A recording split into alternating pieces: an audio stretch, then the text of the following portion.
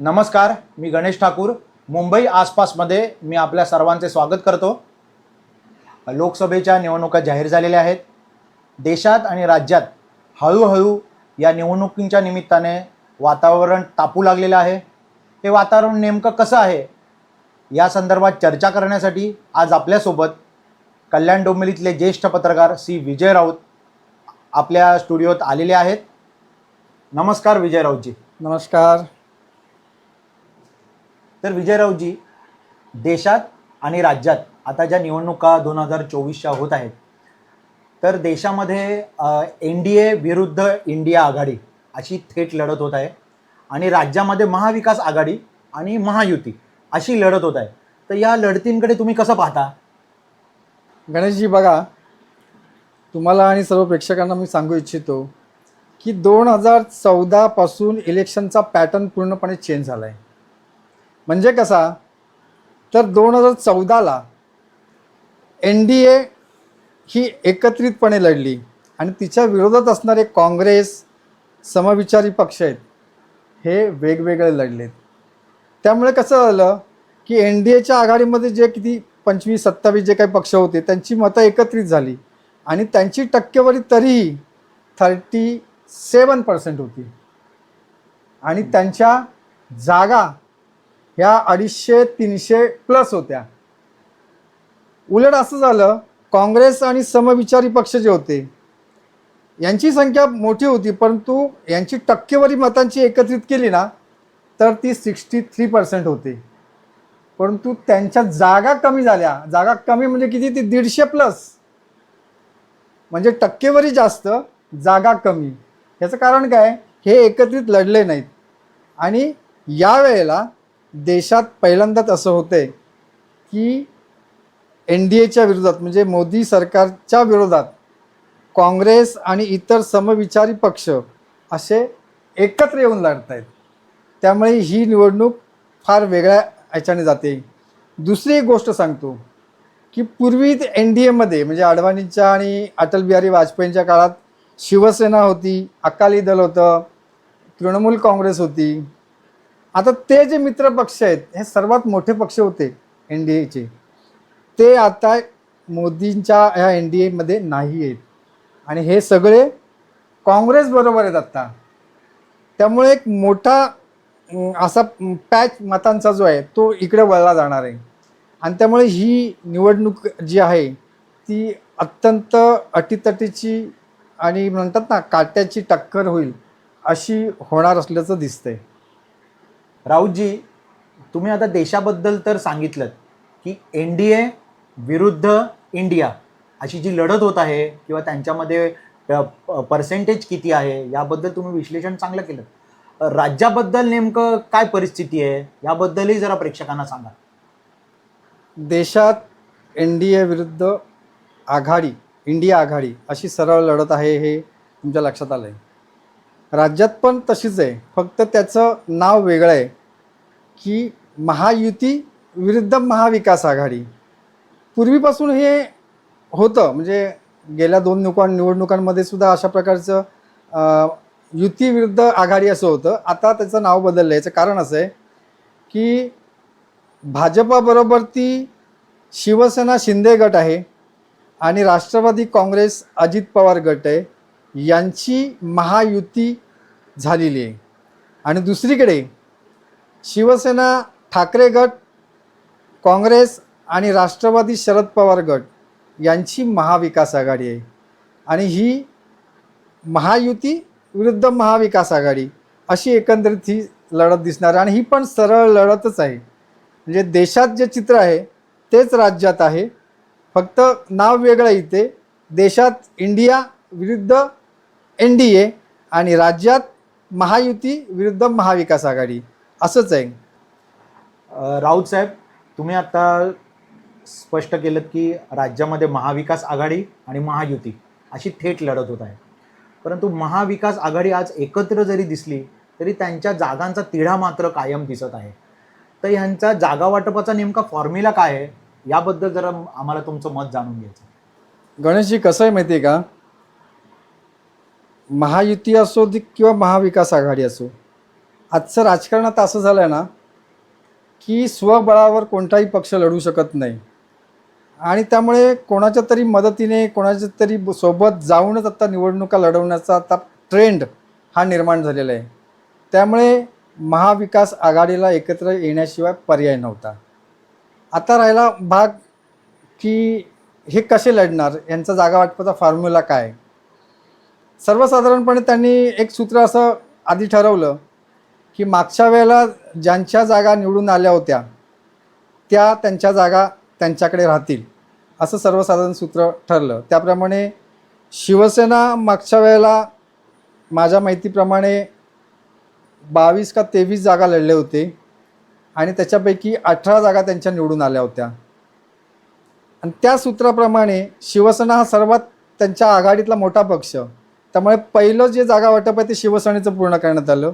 त्यानुसार 22 जागा शिवसेनेच्या वाट्याला गेल्या. राष्ट्रवादीच्या माझ्या माहितीप्रमाणे काहीतरी 9 जागा आल्या होत्या, त्यांना 10 जागा दिल्या गेल्या आणि राहिलेल्या साधारणतः 16 जागा होत्या. त्या 16 जागामध्ये मध्येच तुमच्या माहितीसाठी सांगतो की वंचितची आघाडी करण्याचा प्रयत्न होता. वंचितला काही जागा सोडायच्या होत्या, म्हणून यातल्या काही जागा काँग्रेसला आणि वंचितला सोडायचं असा एक फॉर्म्युला साधारणतः निश्चित करण्यात आला होता. परंतु वंचितची त्यांची बोलणी काही यश आलं नाही, त्याच्यामध्ये फायनल झाली नाही. त्यामुळे ज्या राहिलेल्या 16 जागा आहेत त्या ह्याला जाणार आहेत, काँग्रेसला जाणार आहेत. वास्तविक बघायला गेलं ना तर मागच्या टायमाला काँग्रेसची फक्त एकच जागा निवडून आली होती आणि आज त्या 16 जागा लढवत आहेत. उद्या जर ह्या महाविकास आघाडीला यश मिळालं तर सर्वाधिक लॉटरी जी लागेल ना ती काँग्रेसची लागणार आहे, कारण एकापेक्षा जास्त नक्कीच त्यांच्या निवडून येतील. आणि एकंदरीत हा झाला महाविकास आघाडीचा फॉर्म्युला. म्हणजे राऊतजी, महाविकास आघाडी एकीकडे आपल्या जागा वाटपांचा फॉर्म्युला जवळजवळ संपुष्टात आणण्याकडे चालली आहे. मग युतीचं नेमकं घोडं अडलंय कुठे? सत्तेत आहेत तरीसुद्धा अजूनही त्यांच्या जागा वाटपांच्या चर्चेचं घोळा चालूच आहे. याबद्दल तुमचं काय मत आहे? गणेशजी, तुम्ही म्हणता ते बरोबर आहे की महाविकास आघाडीचं जागा वाटप जवळपास पूर्ण झालेलं आहे आणि त्या वाटेवरती आहेत. ते सत्तेमध्ये केंद्रात असो राज्यात असो महायुती आहे, त्यामुळे त्यांचा ताळमेळ तर असलाच पाहिजे. त्यांचं जागा वाटप सगळ्यात आधी व्हायला पाहिजे होतं. परंतु आज अशी परिस्थिती आहे की जसं महाविकास आघाडीचं काहीतरी जागा वाटपाचं एक सूत्र ठरलं होतं, यांचं तसं सूत्र ठरलं नाही. यांचं सूत्र कोण ठरवणार तर सर्वात मोठा पक्ष असलेला भाजपा. म्हणजे थोडक्यात काय, भाजपा देईल त्या जागा लढवाव्यात असं एकंदरीत चित्र दिसतंय. बघा तुम्ही, भाजपाने जेवढ्या जागा जिंकल्या होत्या त्या त्यांच्या वाटेला गेल्या. मग त्याच न्यायाने शिवसेनेने जे जिंकलेल्या आहेत त्या त्यांना मिळाल्या हव्यात, राष्ट्रवादीने जिंकलेल्या आहेत त्या त्यांना मिळाल्या हव्यात. पण तसं काही झालेलं नाही अजूनपर्यंत तरी. त्यामुळे कसं झालं आहे, अजून नाशिकचं घोडं अडलेलं आहे, अजून संभाजीनगरचं घोडं अडलेलं आहे, अजून ठाण्याचं अडलेलं आहे, इव्हन इथलं आपल्या कल्याणचं सुद्धा अडलेलं आहे. स्थितीचित्र रत्नागिरी सिंधुदुर्ग ही सुद्धा अजून क्लिअर नाही आहे. या जागा ज्या आहेत या शिवसेनेच्या जागा आहेत, पण त्याच्यावरती दावा भाजप करते आणि सांगताना असं सांगतंय की सर्वेमध्ये या जागा अडचणी दिसत आहेत, तुम्ही कॅन्डिडेट बदला. म्हणजे बघा, हिंगोलीचा कॅन्डिडेट बदलला, यवतमाळचा कॅन्डिडेट बदलला, रामटेकचा कॅन्डिडेट बदलला, म्हणजे अशा 3 कॅन्डिडेट बदलले. म्हणजे भाजपा ठरवेल तेवढ्याच जागा त्यांना मिळणार, भाजपा ठरवेल तोच उमेदवार असेल, अशा प्रकारचं महायुतीतलं जागा वाटप आहे. त्यामुळे मित्रपक्षांचे जे कार्यकर्ते आहेत, नेते आहेत, यांच्यामध्ये अस्वस्थता आहे. जे उमेदवार आहेत त्यांचा जीव टांगणीला लागलेला आहे, जागा आपल्याला मिळते की नाही, आपण उमेदवार असू की नाही. मी तुम्हाला सांगतो, आता ठाण्याची जागा जी आहे त्या ठाण्याच्या जागेवर म्हणजे परंपरागत ती शिवसेनेची जागा आहे, परंतु तिथे भाजप दावा करते. तिथे भाजपाचे जे संजीव नाईक आहेत त्यांनी जवळजवळ प्रचार सुरू केला आहे. रत्नागिरी सिंधुदुर्ग शिवसेनेची परंपरागत जागा, तिथे भाजपाचे नारायण राणे यांनी प्रचार सुरू केला आहे. नाशिकची शिवसेनेची जागा, तिथे हेमंत गोडसे आहेत, विद्यमान खासदार आहेत, परंतु 2 वेळेचे ते विद्यमान खासदार आहेत, परंतु त्यांना अजून ग्रीन सिग्नल दिलेला नाही आहे. ते वर्षावरती फेरा मारत आहेत. अशा प्रकारचं एकंदरीत वातावरण आहे. त्यामुळे यांच्या जागा वाटपाचं सूत्र हे देवेंद्र फडणवीस आणि अमित शाह हे फायनल करत नाहीत तोपर्यंत पूर्ण होणार नाही आहे. बघूया नेमकं काय होतं इथे. राऊतजी, मगाशी तुम्ही वंचितबद्दल सांगितलं. वंचितचा कसा जागा वाटपाचा फॉर्म्युला ठरला होता, नंतर त्यांचं सूत काही जुळलं नाही. जसं आघाडीमध्ये हे प्रकार चालू आहेत, तसे महायुतीमध्ये सुद्धा मनसेला सोबत घ्यायचं की नाही घ्यायचं याबद्दल पण चर्चा चालू आहेत.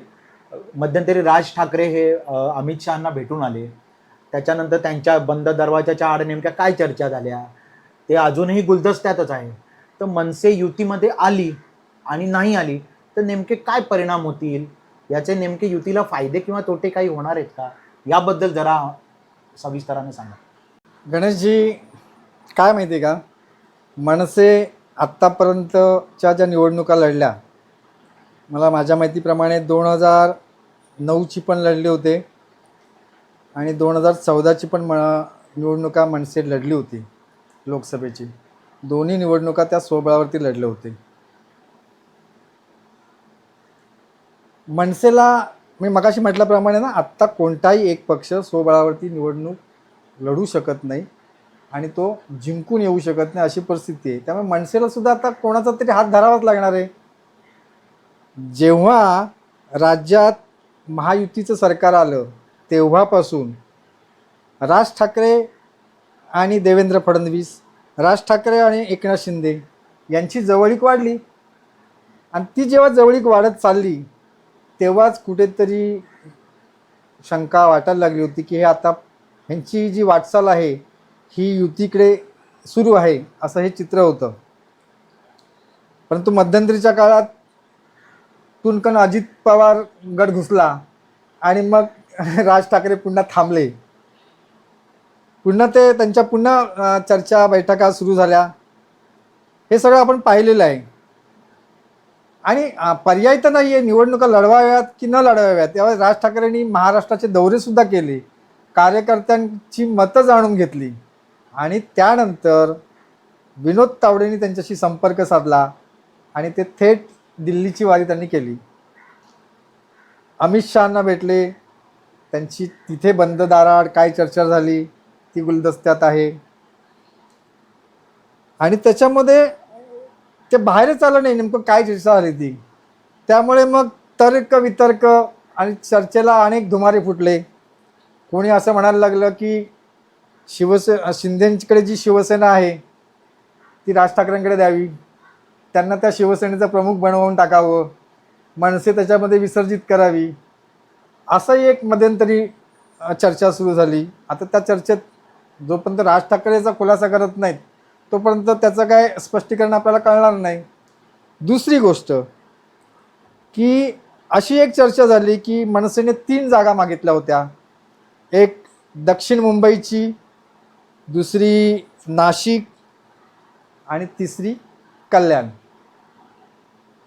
त्यामुळे मध्यंतरी अशी चर्चा होती की कल्याणचे जे उमेदवार असतील श्रीकांत शिंदे यांना ठाण्यामध्ये पाठवायचं आणि कल्याणमध्ये मनसेचे जे आमदार आहेत राजू पाटील यांना मनसेतर्फे उतरवायचं, अशाही प्रकारची चर्चा मध्यंतरीच्या काळात होती.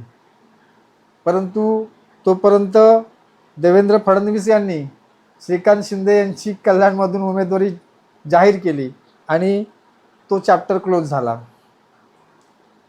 अजून तरी दक्षिण मुंबईमध्ये मनसेच्या वतीने बाळा नांदगावकर लढणार आहेत किंवा नाही, अमित ठाकरे लढवणार आहेत किंवा नाही, नाशिकमध्ये त्यांनी क्लेम केला असेल तर ती नाशिकची त्यांना मिळणार आहे का, हे 2 प्रश्न आहेत शिल्लक. परंतु अशी एक चर्चा आहे की यावेळीची निवडणूक मनसेने लढवू नये, मनसेने महायुतीला पाठिंबा द्यावा, त्या बदल्यात मनसेला आम्ही राज्यसभेत पाठवू आणि विधानसभेत च्या पुढच्या निवडणुकीत त्यांना योग्य त्या जागा दिल्या जातील, अशा प्रकारची ही चर्चा झाली. आता ह्या चर्चांचा बाजार जोपर्यंत राज ठाकरे स्पष्टीकरण देत नाही तोपर्यंत हा बाजार सुरूच राहणार आहे. तुम्ही म्हणालात फायदा किती आणि तोटा किती. फायदा किती आणि तोटा किती आपण कल्याण डोंबिवलीच्या निवडणुका बघितल्या ना, तर आपल्या एक लक्षात येईल. 2005ची निवडणूक असू दे किंवा 2010ची निवडणूक असू दे, 2005 मध्ये कधी नव्हे ते राष्ट्रवादीला इथे जागा जास्त मिळाल्या होत्या आणि 2010 मध्ये मनसेने 28 नगरसेवक निवडून आणले होते, पण त्यावेळी भाजपा 26 वरनं 9 वरती आली होती. याचा अर्थ काय? याचा अर्थ एवढाच दिसतोय की भाजपाची स्पेस जी असेल ती मनसे भरून काढते आणि कधी मनसेची स्पेस भाजपा भरून काढते. मनसेमुळे भाजपाचा काय फायदा होईल असं तरी मला वाटत नाही, आणि भाजपामुळे मनसेचा किती फायदा होईल याचं उत्तर आपल्याला शोधायला लागेल, कारण ती महायुती असल्यामुळे थोडासा हा प्रश्न आहे. दुसरी गोष्ट अशी आहे की जे महायुतीला कंटाळलेले मतदार आहेत, विशेषतः महाराष्ट्रातला मराठी मतदार, याचं कारण का, तर इथले जे उद्योगधंदे आहेत ते गुजरातला नेल्यामुळे जो काही एक राग आहे, आणि त्या महायुतीला जर मनसे पाठिंबा देणार असेल तर मराठी मतदार मनसेवर सोबत जाईल असं मला वाटत नाही. आणि दुसरी गोष्ट की मनसेचा उत्तर भारतीयांच्या बद्दलची त्यांची भूमिका, याचे परिणाम सुद्धा भाजपाला भोगावे लागू शकतात, कारण त्या सुद्धा क्लिप बाहेर येतील.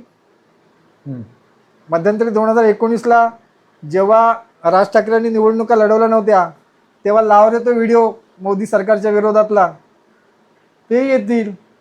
या सगळ्याचे परिणाम निश्चितपणे होणार आहेत. त्यामुळे बघूया की राज ठाकरे नेमकी भूमिका काय घेतात, त्याच्यावरती बऱ्याच काही गोष्टी अवलंबून आहेत. त्यामुळे आत्ताच त्याच्यावरती पूर्णपणे काही मतं व्यक्त करणं हे थोडंसं घाईचं ठरेल असं मला वाटतं. राऊतजी, आज एक छान चर्चा झाली. देशातल्या निवडणुकांचं सध्या चित्र कसं आहे हे थोडंफार आता आपल्या प्रेक्षकांना नक्कीच समजलं असेल. जसजसे निवडणुकांचे रंग चढत जातील तसतसे चर्चा पण वाढत जातील. या चर्चांवर आपल्याही काही चर्चा पुढे पुढे होत राहतील. तर आज आता आपण इथेच थांबूया. पुढे आपण नक्की भेटू. नमस्कार.